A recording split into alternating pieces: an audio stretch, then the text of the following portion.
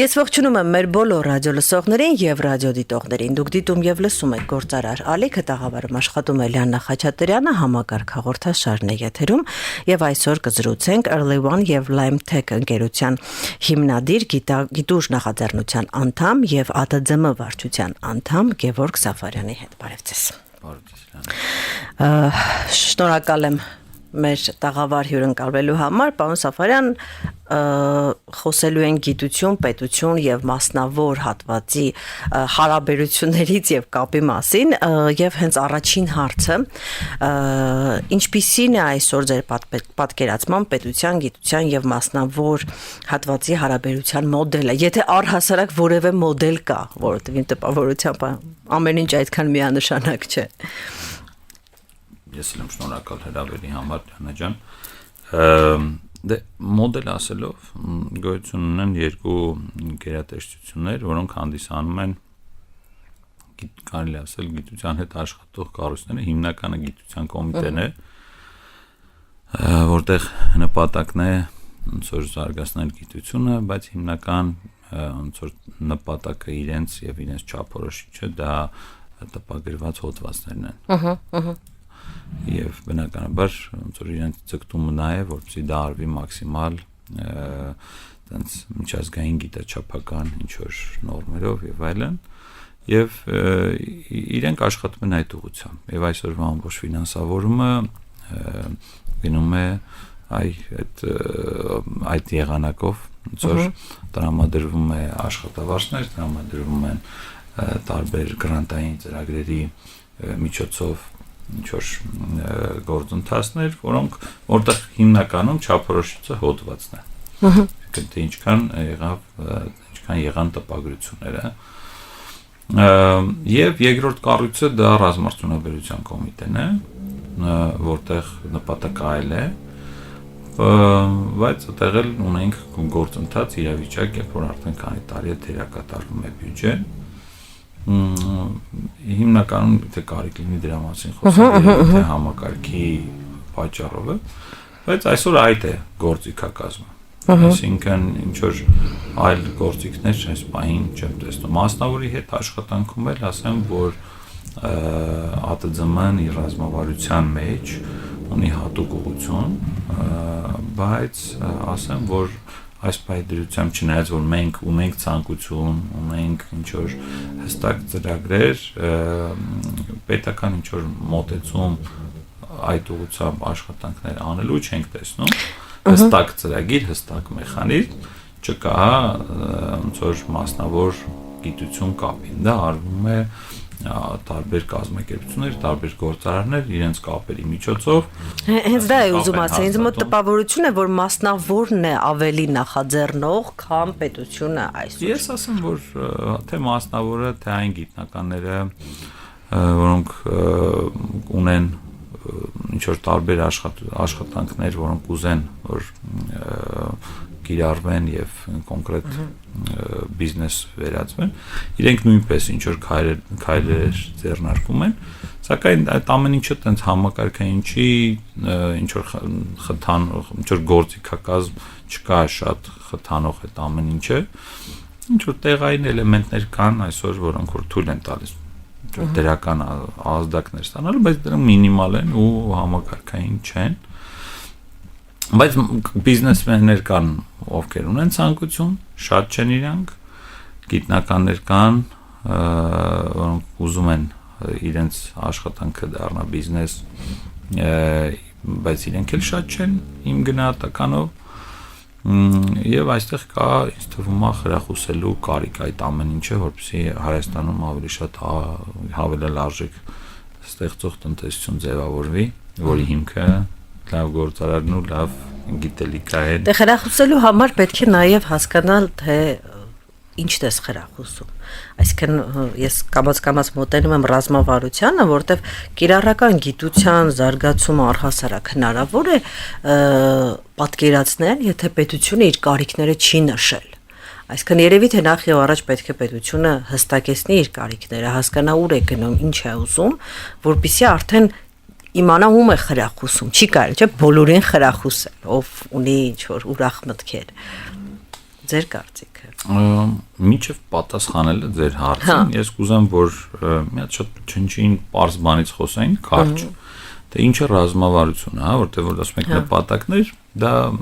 որ պետքա լինեն նպատակներ։ Հա, Հայաստանում ռազմավարությունն ու ցանկությունների քարտեզը շատ հաճախ չեն տարբերում իրանից մարդիկ։ Հա, ասենք ինքը չեն տարբերում, որտեղ տենց է մատուցվել։ Հա։ Այսինքն օրինակ փաստաթուղթ ներկայացվել, որը այդտենց ցանկությունների ինչ որտեղ վատ Չէ, վատ չէ, բայց չէ, միջև եթե ցանկությունների քարտեզը կամ այդ ցանկությունների մատյանը չի վերածվում, ասենք հստակ ծրագրի եւ ռազմավարության, էլի իրական, բայց վերեք ասում պարզ սահմանումը, որը կարող եք գտնել համացանցում։ Ասում ռազմավարությունը նպատակին հասնելու, այսինքն պարտադիր պայման նպատակ։ Նպատակին հասնելու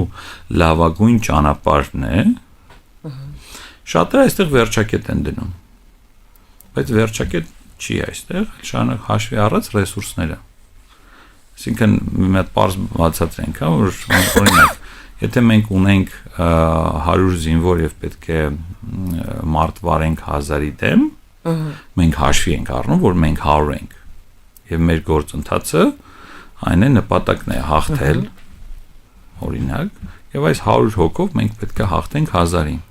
Դա նշանակում է, որ մենք մեր մարտավարությունը պետք է կարող այնպեսի գծել, ինչպեսին է 1000 հոգանոցի, այսինքն ինքը պետք է ընտրվի այնպեսի մի ճանապարհ, որպեսզի մենք հաղթենք 1000 հոգուն։ Այսինքն պատմության մեջ եղել են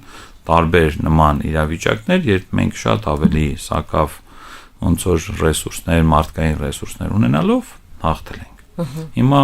ու մենակ մենք չէ, էլի։ Այսինքն խնդիրը նրանն է, որ մարտավարությունը իրավանն է, մեր ռազմավարությունը, որը գալիս է նաև այդ նույն բանի մեջ, ռազմավարությունն էլ եղած ռեսուրսներով, այսինքն կարող է ռեսուրսը չլինի այդ պահին, բայց պետք է գնահատվի, որ մեզ պետք է այսքան ռեսուրս, նպատակին հասնելու լավագույն ճանապարհն է։ Հիմա այստեղ մենք շատ, ասում եմ, շատ ենք հանդիպում մի գործընթացի, ռեսուրսների մասին ընդհանրապես չի խոսվում։ Այսինքն կան նպատակ ինչ որտեղ, սա էլ է կոնկրետ խնդիր է, որովհետև տարբեր գործընթացներ են արվում առանց նպատակները հստակ ասելու։ Այսինքն հենց հիմա մեր ոլորտում եւ հարակից ոլորտներում տեսնում ենք, գրեթե բոլոր ոլորտներում, տեսնում ենք, որ նպատակները հստակ չեն սահմանված, չափելի չեն, շատ լայն գրված ինչ որ բաներ են, որոնք եւ ամբողջ ոլորտի օրենք է ոնց որ առաջարկվում։ Հա։ Այստեղ ոնց որ առաջին խնդիրն է նպատակների հստակ սահմանումը, թե մենք ուր ենք ուզում գնալ, ուր ենք ուզում հասնել, հա, եւ համապատասխան դրա ծրագիրը հաշվի առած այն ռեսուրսները, որոնք ունենք մենք։ Հիմա գանք ձեր հարցին։ Մենք ոնց որ սահմանեցինք պարզ, ինձ թվում է թող մեզ ռադիո լսողները ներող լինեն, որ ասես պարզ բաներից ենք խոսում, բայց դա կարևոր երևույթ է, որ հասկանանք։ Հիմա երբ չկա հստակ նպատակ, ստացվում է, որ դու տարբեր գործողություններ ես անում, եւ այդ ռեսուրսները ծախսում ես, վատնում ես, եւ շատ դեպքերում ինչ որ կոնկրետ արդյունքի չես հասնում։ Ամեն տեղ այդպես, այսինքն եթե մենք օրինակ չորոշեի, որ ես այսօր այս հաղորդմանը, ինքը որպես այդպեսին ես այստեղ չէի հայտնվի։ Հաստատ կարող է շատ ուրիշ տեղեր հայտնվի, բայց այսինքն պետք է հստակ ուղղություն լինի, թե ուր ենք ուզում գնալ։ Հիմա այդ ուղղությունները հստակ սահմանված չեն։ Նույնիսկ օրինակ նույն ԲՏԱ նախարարությունում, որը շատ այն շահառուներից մեկն է կամ այն կառույցներից մեկն է, որ պետք է զբաղվի այդ կապը ստեղծելով, ասենք հստակ ռազմավարություն չկա։ Արդեն երևի 6-7 տարի է, հա, ինչ նախարարությունը կա։ Ու մենակ այնտեղ չէ։ Հա։ Ուզում ասեմ դա մեր ոլորտն է, տեղից ոնց որ գիտեմ, բայց նույն գիտության հետ կապված, ասենք կան այդպես մեգա նախագծերի ինչ որ գաղափարներ, որոնց տակ այդ նույն հիմքում դրված չի ռազմավարությունը։ Եվ քաոտիկ գաղափարը լավն է, ասենց գնանք այդ գաղափարի հետևից հաշվի չառած ռեսուրսները մենք անընդհատ տենց ոնց որ հետընթաց ենք էլի ապրելու, դա այլ տարբերակ մեկ տենց խնդիր է, երբ որ խոսում ենք, հա, այդ ռեսուրսների հաշվի չառնելու մասին, որտեղ այսպես թե այնպես այդ մասին խոսակցություններ հենց այս ստուդիայում տեղի ունենում։ Ինձ մոտ երբեմն թեկուզ հենց եթե վերցնենք գիտությունը այնպեսի տպավորություն է, որ մենք ի վիճակի չենք այս պահին հաշվել մեր ռեսուրսները, որովհետև չկա անգամ բազային վստահություն այն ինֆորմացիայի նկատմամբ, թե մենք ինչքան ռեսուրս ունենք։ Որ ռեսուրս։ Դիցու, բերեմ օրինակ, հա, բերեմ օրինակ, ռեսուրսներից մեկը օրինակ գիտական մտքի ներուժն է։ Հա, ում համար էլ, քանի մենք լուրջ գիտնական ունենք Հայաստանում, հա, վերադառնանք այդ նույն հրապարակումների մասին, օրինակ, որի նպատակն է բացահայտել, թե մենք քանի գիտնականի կարող ենք հիրավի համարել ըստ հա իրենց գիտնական։ Այսինքն անգամ այս հարցում, որպեսզի մենք, չգիտեմ, որպես պետություն որոշենք, որ Հայաստանի Հանրապետություն կա X քանակի գործող, ապրող, արարող եւ աշխատող գիտական միտք ունեցող անձ։ Մենք անգամ այդ ինֆորմացիային, երբ որ off record, այսպես քննարկումների ժամանակ խոսում ենք, հասկանում ենք, որ անգամ այդ ինֆորմացիային չենք վստահում։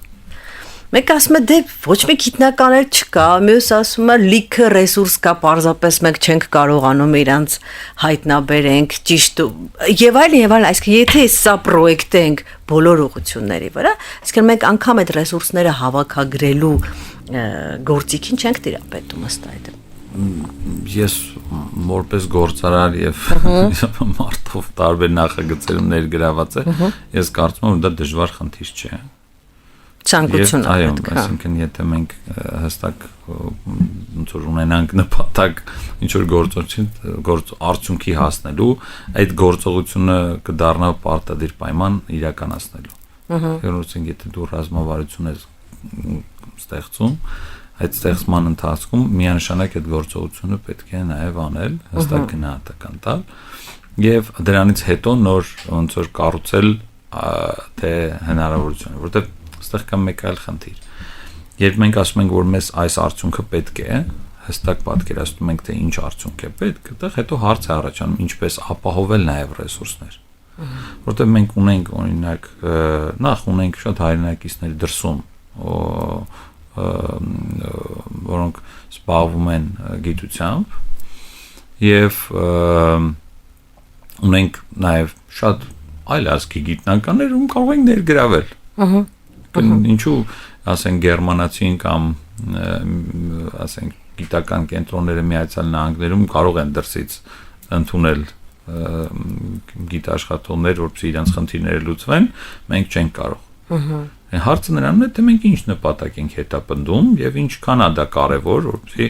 ըստ դրա գնահատենք նաեւ գործընթացները, ինչպես ներգրավել համապատասխան մասնագետների։ Եվ այդ համապատասխան մասնագետների ներգրավումը մեզ թույլ կտա ձևավորել դպրոց հետագա սերունդներին կրթելու։ Հիմա այս համակարգը ոնց որ եթե մի հատ sense վերևից նայենք, մինիմալ է իրականացում մնել որոշ դրվագներում հանկարծակի, հա, ունենք գիտնականներ դրսից, որ եկել են Հայաստանում են գործունեություն ծավալում, բայց դա տենց ոնց որ այլ հանգամանքների հետևանքով է։ Խնամի ծանոթ բարեկամ սկզբունքով բարիս լավ իմաստով էլի։ Ես ասեմ մի քիչ այլ էս նույն ռելոկացիաների հետ կապված։ Շատ լավ։ Կառավարություն, գիտական ու տեխնոլոգիական հատված երկխոսություն այսօր իրականում տեսնում եք։ Կա, եթե չկա, ինչու չկա ձեզ, եթե կա, ապա ինչ փուլում է, ինչպես է ընթանում։ Դե երկխոսությունը ասենց ասեմ գիտուժի անկյունից ասեմ որ մենք գիտուժները գիտեմ կառավարության հետ քննարկումներ է անցկացնում եթե չեմ մենք քննարկում ենք որպեսզի ձևավորվի համակարգ պետական պատվերի որտեղ պատկերացրեք ընտրենք մոտ ունենք ոլորտում աշխատող 4000 մարդ եւ այստեղ կարող է թիվը հստակ չլինի, բայց մոտ 4000 եւ պետությունը ֆինանսավորում է։ Սակայն որպես այդպեսին պատվերի ինստիտուտը չկա, որ պատվիրակվի ինչ որ խնդիրներ, կիրառական խնդիրներ, որոնք կծառայեցվեն Հայաստանի առջև ծառացած խնդիրների լուծմանը։ Այսինքն մենք ունենք բազմաթիվ խնդիրներ անվտանգային, տնտեսական եւ այլն տարբեր խնդիրներ առողջապահությանը վերաբերող այս խնդիրները չեն լուծվում բայց ունենք մասնագետներ ում պետությունը վճարում է ցավոք սրտի ոչ պատշաճ սկսենք այդտեղից բայց դա էլ արդեն գալիս է հետո մյուս հարցը որ միշտ արդարացի հարցում են բարձունավետությունը բան եւ այլն բայց այստեղ միևնույնն է դու պետք է պարտավորես ոնց որ այդ ենթակառուցվածքը պահել, ձևավորել, զարգացնել, բայց որպեսզի լինի արդյունավետ, խնդիր կա ձևավորելու մի համակարգ, մի մարմին կամ տենց ասեմ, որը կպատվիրակի պետական խնդիրները, պետության արժև ծառացած խնդիրները գիտական այդ խմբերին եւ ոչ միայն, այսինքն R&D հասկացողությունը, որ մենակ գիտական խմբերին չի վերաբերվում։ Այսինքն դա թիմային աշխատանք է, որ վերջում վերածվի պրոդուկտի, ինչ որ մի լուծման տարբեր բնակավարներում։ Այս գործընթացը գրեթե չկա։ Այսինքն մենք խոսում ենք դրա մասին, որպեսզի դա ձևավորվի Հայաստանում եւ դա այդ քննարկումները վերաբերվում են դրան որպեսզի գիտությունը ծառայի հանուն խնդիրների լուծման, որոնք ծառացել են մեր երկրի առաջ։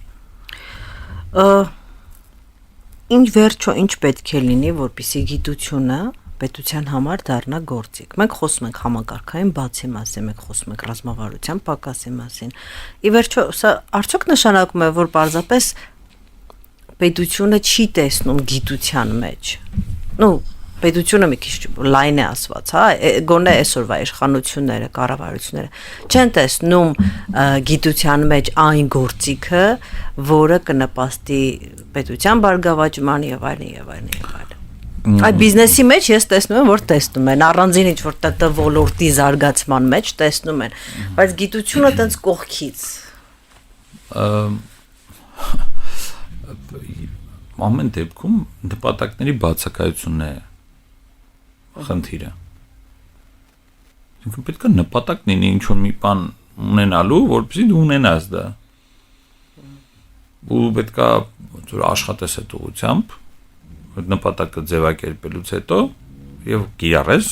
համապատասխան գործիքները։ Եթե չունես այդ գործիքը, ստեղծես այդ գործիքը։ Հիմա միշտ ասում ենք, վերևից է գալիս տեղի, որ եթե չկա այդ ամեն ինչը, կամ 30 տարի հստակ չի եղել։ Մենք մենակ այսօրվա մասին չենք էլի խոսում։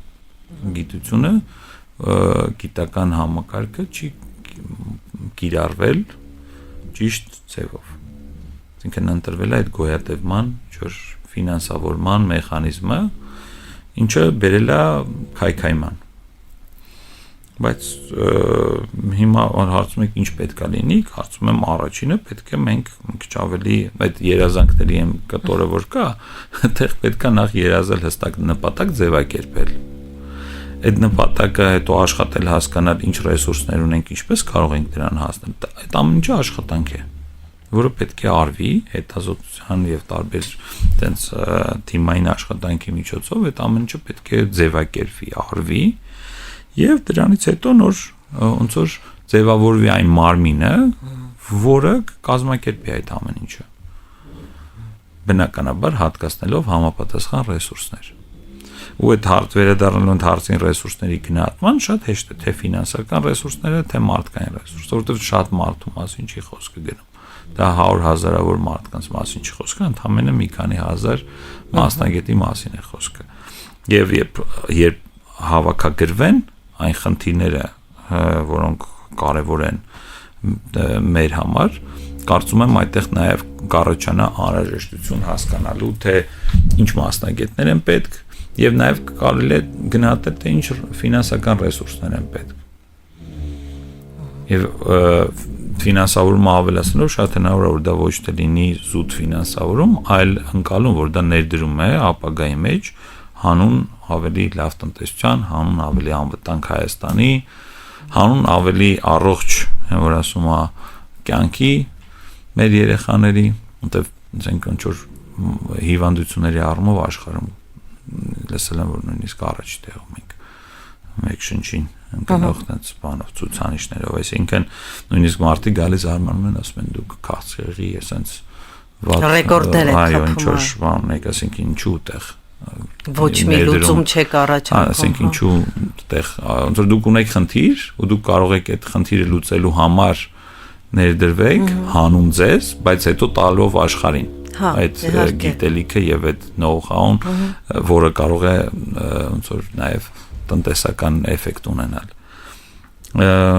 Այդպես հիմնական խնդիրը այդ մեծ մտածելներ, նպատակների չսահմանելն է իմ կարծիքով,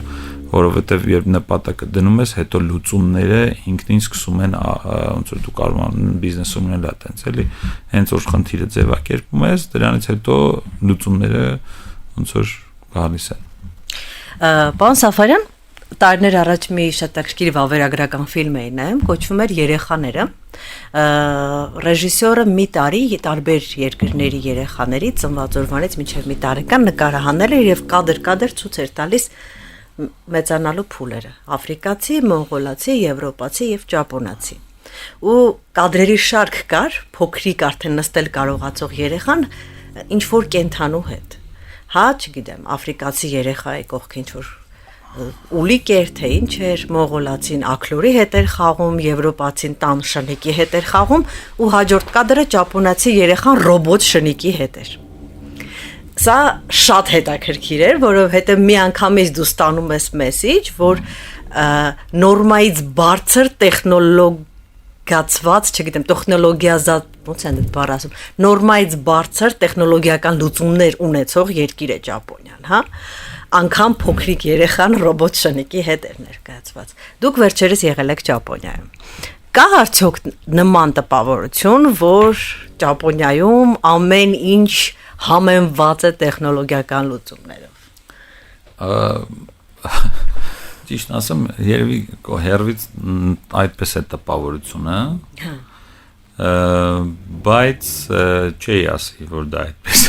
այսինքն Չէ, դե ուրեմն դա էլ բրենդ է, որ երկիրը դուրս է հանում, շատ հնարավոր է, որ երևի թե 20-30 տարի առաջ դա այդպես լիներ եւ տենց ոնց որ կտրուկ լիներ տարբերությունը, բայց հիմա նախ շատ լավն են տպավորությունները ասեմ, որ չթվա բան, բայց ձեր հարցին պատասխանեմ, որ այնպես չի, որ շատ հիմա առաջ են, որտեղ դրանից առաջ էլ Չինաստանում էի եւ Շենժեն քաղաքում, որը տենց սիլիկոնյան հովիտն է համարվում Չինաստանի, բայց շատ ճապոնացիք շատ կազմակերպված էին համակ, իրանց մոտ դու զգում ես ամեն մարդու մեջ, թե իրանք ինչպես են դաստիարակված, ինչպես են ոնց որ ընդհանուր համակեցությունը իրանց, ինձ շատ տեխնոլոգիաներ իրանց տեղում, բայց համակեցությունը կտրուկ թե ինչպես են իրանք ապրում Տոկիոյի պես սոցիալական համակարգային լուծումներն ավելի տպավորիչ էին, ամենախիտ բնակեցված ոնց որ քաղաքն է Տոկիոն, բայց չզգում դա, որովհետև մարդիկ այնքան կազմակերպված են, այնքան ամեն ինչը նախագծված է, այլ օրինակ համակարգվածություն կասեմ, որ ես զգում եմ ամեն ինչում, ամեն մանրուք մտածված է։ Օրինակ, ես գիտեմ տեխնոլոգիապես մի քիչ որոշ բաներ կան, որ զգում եմ, որ օրինակ մենք նույնիսկ ավելի առաջ ենք։ Կամ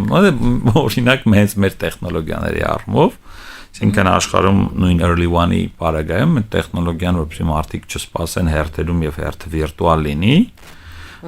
որ այդ լուծումը քիչ երկրներում է իրականացված։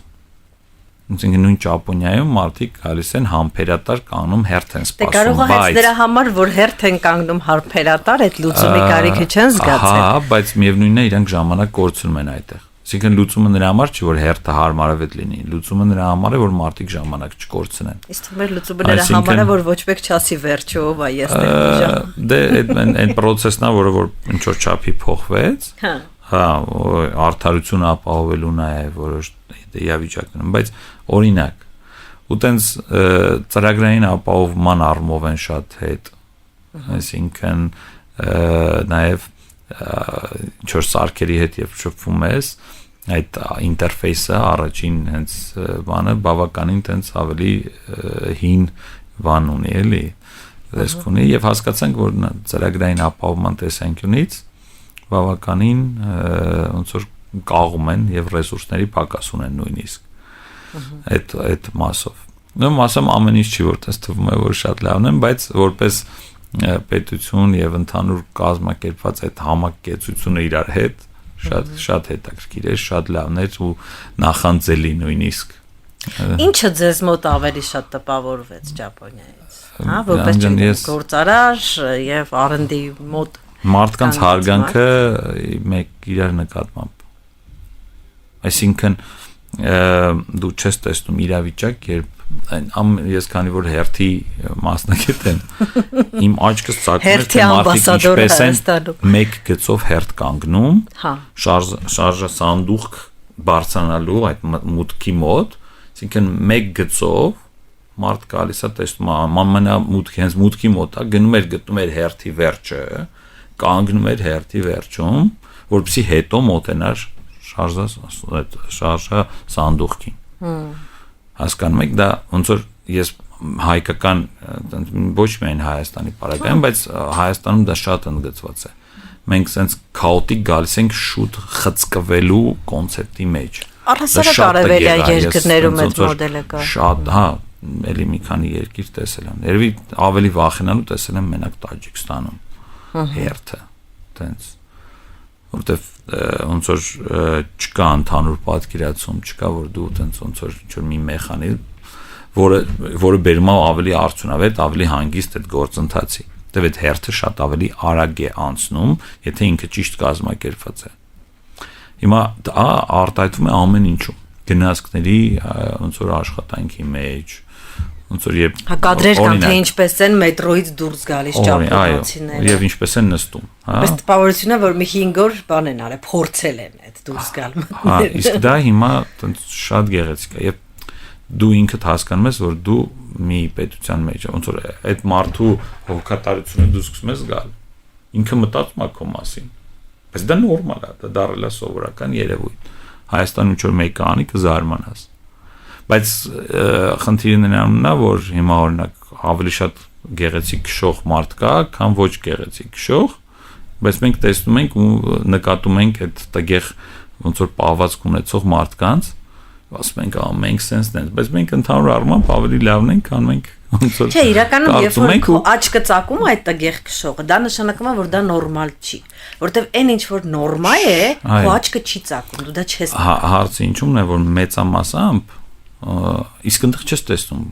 տենց դեպքեր։ Հա։ Դու ոնց որ մասսայական բոլորը այդ բանի մեջ են։ Այդ պահելաձևը իրանց մոտ մասսայական է։ Ես չեմ նկատել տգեղ պահվածքով ոնց որ դեպքերի, դեպ Եվրոպայում կարող ես տեսնել։ Բայց ոնց որ Ճապոնիայում ես դա ոնց որ չեմ աչքս չի տեսել։ Ու օրինակ տենց ոնց որ գնացքներից կամ այդ մետրոյից խոսք գնաց, այդտեղ ես հասկանում որ նույնպես է, որ հստակ նպատակ կա, նպատակը եղել այնպեսի համակարգ ձևավորել, որը կսպասարկի 30 միլիոն մարդու։ Ու դու տեսնում ես որ ցանկացած բան մտածված է, նույնիսկ գծանշում է արած թե որտեղ է կանգնելու գնացքը եւ տարբեր գնացներ ունեն տարբեր գծանշումներ, որ դու գաս այդտեղ կանգնես, որպեսզի նստելդ լինի արագ եւ դուրս եկողը հարմար դուրս գա եւ դա լինի սահուն։ Հիմա դա մենք կարող ենք անել։ Դա ոչ մի ինչ որ բան հարկավոր չէ, հասկանում եք, հատուկ գիտելիք կամ ռեսուրս նույնիսկ։ Ոնց որ նպատակ է պետք, որ մենք լինենք ավելի կազմակերպված։ Ու դենք մենք հիմա գիտությունից ենք խոսում, գիտական համակարգից, բայց այնքան պարզ բաներ կա, որ չենք նպատակ դնում, չենք սահմանում ու չենք լուծում։ Բայց նույն մարդու ժամանակը մեր ռեսուրսն է, ձեր ժամանակը Լիանա ջան իմ ռեսուրսն է, որտեղ դուք որպես հայ մարդ քաղաքացի արժեք ստեղծելով ուրիշ ավելացնում եք իմ ընդհանուր արդյունքը, չէ, իմ ասելով իմ երկրի բոլորիս եւ հակառակը։ Ես որպես տնտեսության զինվոր կամ գործարար ով արժեք է ստեղծում, իմ հաջողությունը ձերն է։ Մենք այս պարզ կոնցեպտի մեջ այդ ընկալումը չունենք։ Ու դա այս պարզությունից է գալիս նաև այդ վերևի նպատակը, որովհետև եթե տենց լիներ, հիմա ցանկացած հայ մարդ կամ ցանկացած պետական պաշտոնյա ինքը պետք է մտածեր, որ գիտությունն է այն լավ արդյունքի հիմքը, որը պետք է լինի ճիշտ կազմակերպված եւ այս ամեն ինչի մասին մենք խոսում ենք լինի արկա լինի, որպեսզի մենք կարողանանք ունենանք արդյունք։ Մտածած շուտ պարզ բաներից ենք խոսում, էլի։ Մի հատ ընկեր ունեի, ասում եմ մենք ունեմ, այս ընկերս ասում եմ մենք ծանր իրավիճակներում գալիս ենք հանգում ենք պարզ գաղափարների, որոնք ոնց որ չենք անում։ Բայց պետք է անել, չէ՞։ Որ մեկը պետք է այդ կռիվը տա, որպեսզի մենք վաղը լինենք ավելի լավը։ Շատ լավ, շատ շնորհակալություն։ Ես ճիշտ ասած հենց այս մտքի վրա էլ ուզում եմ ավարտել մեր զրույցը, որովհետև կարծում եմ հաղորդումը անջատելու եւ մտածելու տեղիք տվեցինք թե մեզ համար, թե ռադիոլսողների եւ ռադիոդիտողների։ Ես հիշեցնեմ բոլոր նրանց, ովքեր մեզ նոր են միացել, որ դուք լսում եւ դիտում եք Գործարար ալիքը։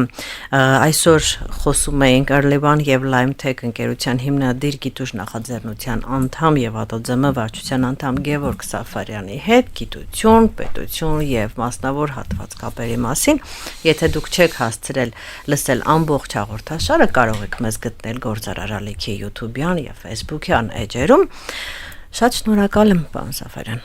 Ես եմ շնորհակալ։ Կհանդիպենք հաջորդ շաբաթ։ Տեսություն։